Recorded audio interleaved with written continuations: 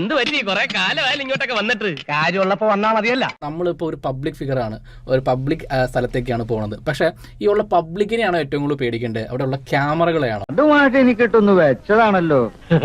എന്റെ സ്വഭാവം അങ്ങനെ, ഞാൻ വെക്കുമ്പോ എല്ലാവർക്കും ഇട്ടൊന്ന് കൊള്ളും. എല്ലാവർക്കും ഉള്ളതൊക്കെ അല്ലേ നമുക്ക് ഉള്ളൂ, അത് പ്രത്യേകിച്ചൊന്നും എക്സ്ട്രാ ഫിറ്റിംഗ് ഒന്നും ഇല്ലല്ലോ. ഈ പറഞ്ഞ പോലെ ഞാൻ എന്തെങ്കിലും എനിക്ക് കംഫർട്ടബിൾ ആയിട്ടുള്ള ഒരു ഡ്രസ്സൊക്കെ ആയിരിക്കും എപ്പോഴും ഇട്ടുകൊണ്ട് പോവുക തന്നെ. ഈ പറഞ്ഞ പോലെ തിക്കും തിരക്കൊക്കെയാണ്, അല്ലെങ്കിൽ അങ്ങനെ എന്തെങ്കിലും ഒരു സെനറിൽ നമ്മൾ ചിലപ്പം ഇപ്പൊ ഇന്നലെ ഞാൻ എടുത്ത സാരിയാ, അപ്പം സാരി ചിലപ്പം മാറിപ്പോയേക്കാം. അത് ചിലപ്പോൾ എൻ്റെ കണ്ണിൽ പെടില്ല. കണ്ണിൽ പെട്ടെന്ന് നമ്മളത് അതിനനുസരിച്ച് അറേഞ്ച് ചെയ്യും. അതല്ലാതെ നമ്മൾ ചിലപ്പം പെടില്ല. അപ്പം ക്യാമറ അങ്ങോട്ടേക്ക് തന്നെ ഫോക്കസ് ചെയ്യാൻ ചിലപ്പോൾ നോക്കും. അങ്ങനെ പറയരുത്, എല്ലാവരും അങ്ങനെ കാണരുത്, എല്ലാവരും അത്രക്കാരല്ല.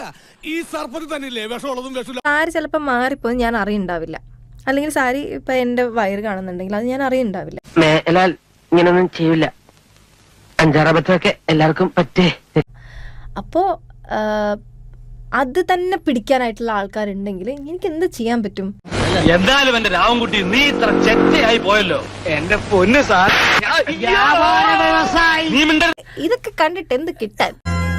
ഇവളാള് കൊള്ളാമല്ലോ. ഏതായി കുട്ടി? ഏതാന്നറിയില്ലെങ്കിലും ഇഷ്ടായി. ഒരുപാട് ഒരുപാട്.